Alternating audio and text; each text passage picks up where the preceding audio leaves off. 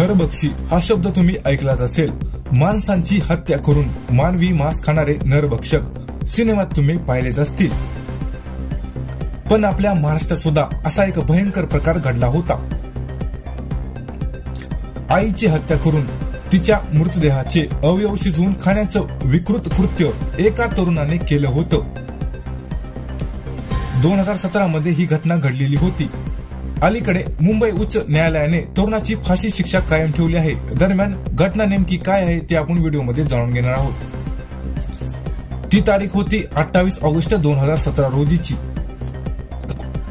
जिने जन्म दिला तिचीच निर्गुणपणे हत्या करण्यात आली। या घटनेनं संपूर्ण कोल्हापूर हादरलं होतं। 2024 मध्ये मुंबई उच्च न्यायालयाने आरोपीची फाशी शिक्षा कायम ठेवली। सुनील कोरवे या तरुणानं त्याच्याच आई यल्लमा रामा वय 63 यांची 28 ऑगस्ट 2017 रोजी हत्या केली। त्यानंतर आईच्या अवयवाचे तुकडे करून काही अवयव पॅन मध्ये शिजवून खाल्ले। यल्लमा या फुगे कंगवा पिना विकून घर चालवत होत्या। यल्लमा यांचा मुलगा सुनील हा काहीच कमवत नव्हता। तो दारूच्या आहारी गेला होता। मुलाची दारू सुटावी म्हणून यल्लमा त्याच्यावर सतत ओरडायच्या, मात्र त्याच्यावर याचा काहीच फरक पडत नव्हता।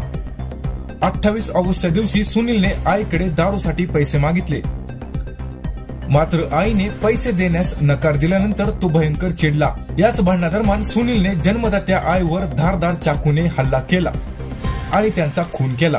इतकंच नव्हे तर त्यानं स्वतःच्या आईच्या डोक्यावर वार करत आधी मेंदू बाहेर काढला, नंतर आईची किडनी, लिव्हर इतकेच नव्हे तर आतडे देखील काढले आणि आईचे अवयव शिजवून खाल्ले। शेजाऱ्यांना त्याच्यावरती संशय येताच त्यांनी पोलिसांना ताबडतोब माहिती दिली। पोलीस जेव्हा घटनास्थळी पोहोचले तेव्हा त्यांना धक्काच बसला। आरोपी सुनीलला पोलिसांनी त्याला रंगेहात पकडलं आणि ताब्यात घेतलं। कोल्हापूर सत्र न्यायालयाने 2021 मध्ये त्याला फाशी शिक्षा सुनावली होती। त्यानंतर मुंबई उच्च न्यायालयानेही आरोपीला फाशी शिक्षा कायम ठेवली। या आरोपीची तुलना कसायाची सुद्धा करता येणार नाही।